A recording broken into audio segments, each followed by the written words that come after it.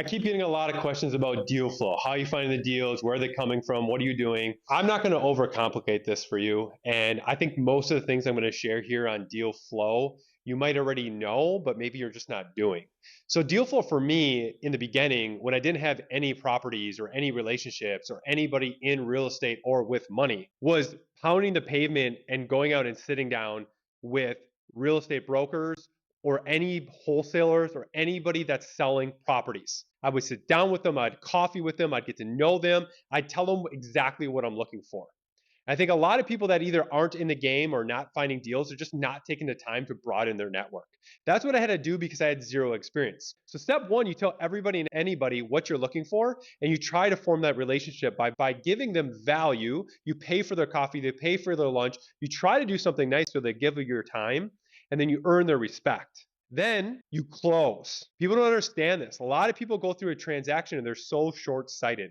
They're nickeling and diming people for inspections. I see this all the time. I've even sold a couple properties. I've had inspections come back where there's like ripped screens. Like, guys, you don't screw around on the inspections. Like, you don't screw around on the due diligence. You got to be ultra organized. You got to over communicate, and you don't ask for anything unless you absolutely have to when it comes to an inspection. And then you close. If you're not a closer, if you're not closing deals, you're hurting your reputation and your ability to get more deals. If you're always asking for things off of after the inspection, people aren't going to want to work with you. If you actually want to scale and have a lot of deal flow, then you need to close, and then you need to be thinking about the relationship versus the transaction, because it's never about one deal in real estate. It's about all the other deals that are about to come. As I started to grow, I started to do different things, right? Find places I wanted to buy, figure out by using Google and the internet who owned it, their number, call them, and try to figure out how to negotiate a deal. Do you think I got that on the first time? Absolutely not.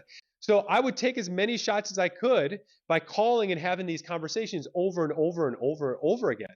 And eventually, I started to figure out how to have the right conversations with a potential seller on a potential place that I would want.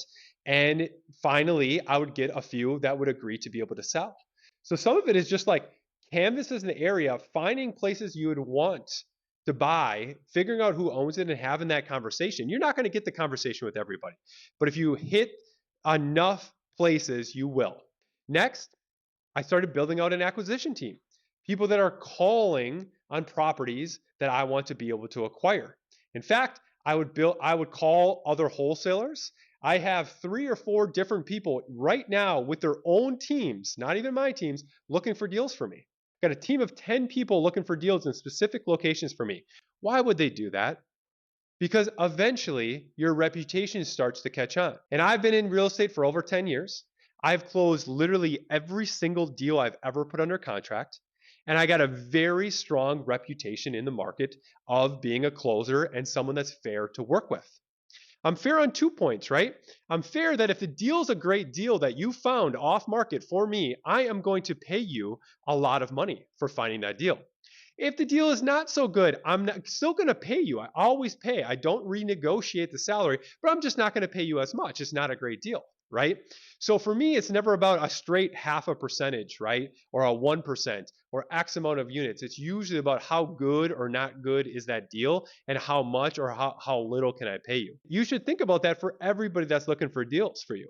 Doesn't matter if that's the pest exterminator that might be finding awesome opportunities for you because he's exterminating cockroaches in a big apartment unit that the seller is sick of spending money on, and you're happy to take over that problem, or a police officer that is constantly having to go to apartments that is evicting people over and over again, or there's crime or there's drugs.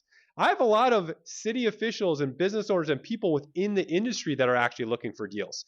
I've paid people finder's fees more than their annual salary. So you pay people and you start gaining a reputation as you're growing that you will deliver depending on how good that deal is that they give to you. And then lastly, when you do a deal with anybody, it's always about soliciting feedback afterwards. I just closed a deal the other day. And the first thing I did is I called the owner and I just said, hey, I just want any feedback, anything that I could have done better. My ultimate goal is that I am the easiest transaction you've ever had. And that if you'd ever sell anything else or you know anybody to sell anybody else, you would recommend me. Is there for anything that I've done or my team has done that would prevent you from feeling that way? Because if I did, that's totally okay. I want to learn and I want to grow. I can take it, deliver the feedback. And in the beginning, I did make mistakes, right? Things weren't as smooth. But by me asking that question, I put them in a position to be able to give me valuable feedback on how to get better. I don't think I've heard in over a year that every single transaction that I have had that it hasn't been the best transaction that the seller has been through. Who do you think they're going to sell the property to when they sell another property, or they know someone that's going to sell another property?